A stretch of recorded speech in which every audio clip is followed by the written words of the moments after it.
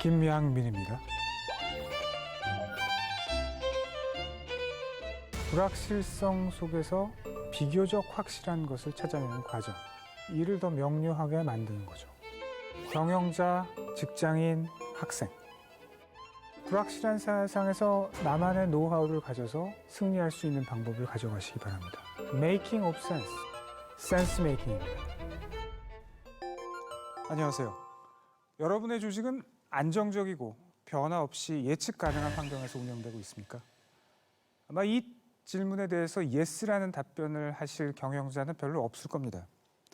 근데 이런 고민을 요즘 사는 우리만 하는 게 아닙니다. 2017년은 하버드대학교 경제학과 교수 존 케네스 갤브레이트의 불확실성의 시대가 출간된 지 40주년 되는 해였습니다. 불확실성의 시대는 당시 베스트셀러가 되고 동명의 다큐멘터리가 만들어질 정도로 큰 화제가 됐었습니다. 그가 이 책을 집필한 1970년대 말은 과연 불확실성의 시대라 부를만 했습니다. 1973년 10월 4차 중동전쟁이 일어나고 미국이 이 중동전쟁에서 이스라엘을 지원하는 것에 대해서 불만을 품은 페르시아만의 6개 산유국들이 동맹을 맺어서 오일 쇼크가 일어납니다. 불과 3개월 만에 배럴당 석유 가격이 2.9달러에서 1974년 1월경에는 11.6달러로 무려 4배 폭등합니다. 그로부터 5년 후인 1979년에는 2차 오일 쇼크가 일어나죠. 이란에서 이슬람 혁명이 일어나고 그 이듬해 이란 이라크 전쟁이 일어나면서 2차 오일 쇼크는 무려 5년간 지속이 됐습니다. 오일 쇼크 외에 또 불확실성을 더한 것은 스태그플레이션이었습니다. 스태그플레이션은 격심한 인플레이션과 경기 불황이 같이 오는 것을 말하죠. 즉 1944년 2차 대전이 끝나갈 무렵 서구 국가들이 모여서 만들어낸 이 새로운 경제체제인 브레튼 우드 체제가 깨어집니다. 민간 경제를 통제할 수 있는 수단이 하나 없어지게 되는 거죠. 근 30년간 아성을 떨치던 케인즈 경제학이 무너지는 순간이었습니다. 아시아 정세도 불안하기는 마찬가지였습니다. 미국은 월남전의 수렁에서는 벗어났습니다만 베트남은 1975년 공산화가 되면서 서방 진영에서 보는 아시아 정세는 극도로 불안정한 상태였습니다. 바로 2017년 그 40주년을 앞두고 정확하게는 2016년 말이겠네요. 캘리포니아 주립대학교 버클리 캠퍼스의 베리 아이켄그린이라는 교수가 초불확실성의 시대라는 칼럼을 씁니다. 여기 초자가 하나 더 들어간 거죠. 그 칼럼의 내용은 한마디로 얘기하면 2017년에 비하면 1977년은 양반이라는 겁니다. 오늘 우리가 사는 세상도 2017년만큼 복잡합니다. 매우 불확실하죠. 4차 산업혁명이 일어나고 미중 갈등에 보호무역의 위협까지 더해지고 무엇보다도 코로나 팬데믹까지 일어나서 현재 우리의 경영 환경은 한치 앞을 내다보기가 어렵습니다. 제가 앞으로 할 이 10번의 강의를 관통하는 주제는 센스 메이킹이라는 단어입니다. 바로 이런 초불확실성의 시대에 필요한 덕목이라고 할 수 있습니다. 센스 메이킹은 환경의 여러 불확실한 요인들을 파악 및 이해하고 그런 이해를 바탕으로 한 행동을 취하는 것을 말합니다. 칼 웨익이 이 개념을 처음 만들어냈어요. 근데 칼 웨익은 센스 메이킹을 우리 주변에 있는 것들을 보고 making of sense 하는 것이라고 정의했습니다. make sense라는 관용구 아시죠? 웹스터 사전에 따르면 make sense는 더 명료한 이해를 하게 하는 것을 말합니다. 이 make sense라는 관용구를 동명사화한 것이라고 보시면 되겠습니다. MIT 경영대학원인 슬론 경영대학원에서 데보라 앙코나 교수는 센스 메이킹이 가장 필요한 순간은 우리가 알고 있는 세계, 우리가 알고 있다고 생각하는 세계가 어떤 식으로건 우리가 이해할 수 없는 방향으로 움직일 때라고 얘기합니다. 바로 요즘 같은 때 아닌가요? 제가 제자들한테 어떤 공부를 해야 앞으로 30년, 40년 밥 벌어먹고 살 수 있을지를 지도하기도 굉장히 불확실합니다. 앞으로 한 10년에서 15년 내에 대량 보급이 시작될 것으로 예상되는 자율주행차는 기사라는 말이 붙은 모든 직업을 점진적으로 멸종시킬 겁니다.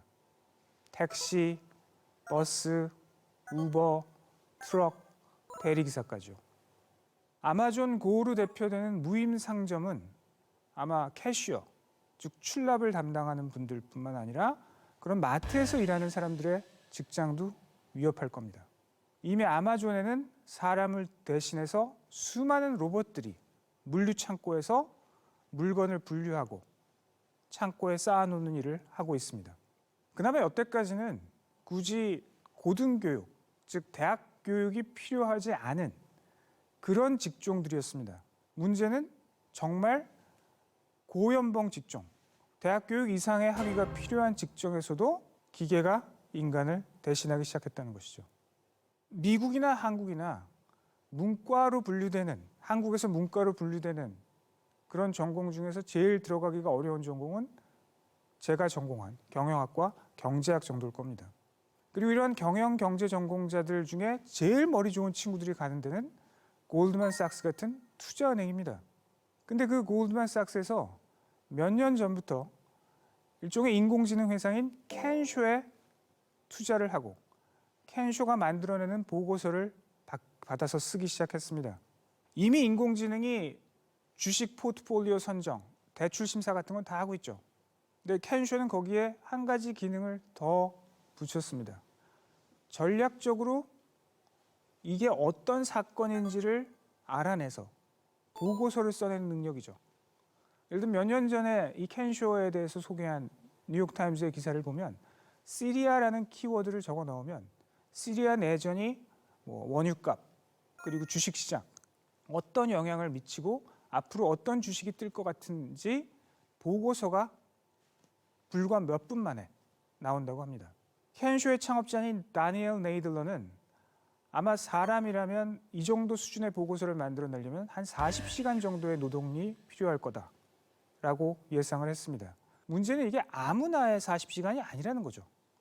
하버드, 예일, 스탠포드, 월튼 같은 최고의 경영대학원 출신들 그런 고급 인력들의 40시간이 투입되어야만 하는 보고서를 불과 몇 분 만에 인공지능이 만들어낼 수 있다는 거죠.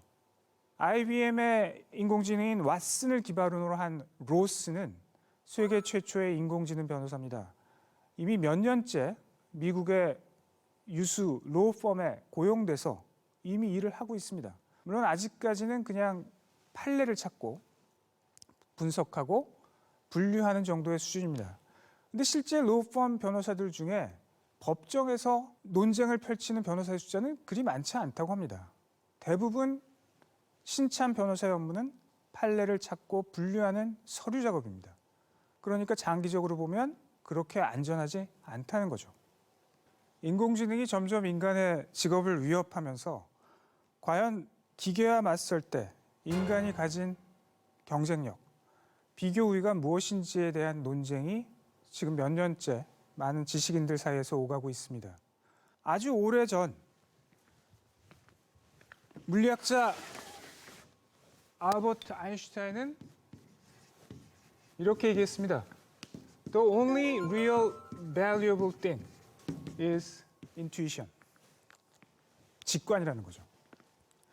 사실 논리, 로직과 직관, intuition은 사람들이 의사결정을 할 때 동원되는 두 가지 중요한 판단 기제입니다. 근데 논리로는 인간이 인공지능을 앞서기 어렵다라는 생각이 드는 요즘, 지금 와서 생각하면 정말 아인슈타인이 몇십 년 전에 이런 선견지명을 가졌다는 사실이 놀랍습니다. 그렇다고 해서 직관에만 의지해서 판단을 하는 것은 굉장히 위험하다고 생각합니다. 직관 역시 무슨 하늘에서 떨어지는 것이나 진공에서 만들어지는 것이 아니라 그 판단을 내리는 사람의 오랜 경험, 교육, 편견, 선입관 같은 것들이 다 어우러져서 만들어지는 것이니까요. 포춘지 편집장 제프 콜빈 같은 사람은 이 인공지능과 대결할 때 사람에게 중요한 능력으로 공감 능력, 협동 능력, 배려심, 인성 같은 것들을 꼽고 있습니다. 저도 그 말에 동의합니다. 근데 그것들이 과연 대학 교육이나 대학원 교육으로 될까요? 물론 협동 능력 같은 것은 대학교에서 하는 많은 팀 프로젝트로 어느 정도 기를 수 있다라고 주장할 수 있겠지만 인성이나 배려심 이런 것들은 제 생각에는 초등학교나 취학 이전에 가정교육에서 많이 이루어지는 것이 아닌가 생각이 됩니다. MIT의 연구과학자인 앤드루 맥아피는 이 인공지능과의 대결에서 필요한 인간의 능력으로 중요한 인간의 능력으로 사회적 스킬을 꼽았습니다. 그 말도 맞습니다. 그렇지만 사회적 스킬만으로 인공지능에서 앞서기는 쉽지 않을 것입니다. 제가 이 강의를 통해서 말하고자 하는 것은 크게 4가지입니다. 첫째, 센스 메이킹은 인공지능이 인간의 거의 모든 능력을 앞설 때 인간이 기계보다 더 잘할 수 있을 가능성이 있는 몇 안 되는 것 중에 하나다. 둘째, 이 능력은 경영자, 정치가, 행정가뿐 아니라 일반 직장인이나 그리고 직장을 구하는 취업 준비생에게도 중요하다. 셋째, 이 능력이 향상되면 어느 정도 직관, 사회적 스킬, 공감 능력 같은 것도 향상될 것이고 이 명제의 역도 성립한다. 직관이나 사회적 스킬이나 공감 능력이 향상되면 센스 메이킹 능력도 역시 향상될 것입니다. 그 명제의 역이죠. 4번째, 무엇보다도 센스 메이킹은 혼돈과 불확실성이 지배하는 이 환경에서 남들보다 더 빠르게 판세를 읽고 상황에 대처할 수 있게 할 것이다 라는 것입니다. 제가 한 주장이 과연 말이 되는지, 즉 make sense한지 앞으로 9번의 강의를 들으며 시청자 여러분께서 판단해 보시기 바랍니다. 감사합니다. It's like I never loved you.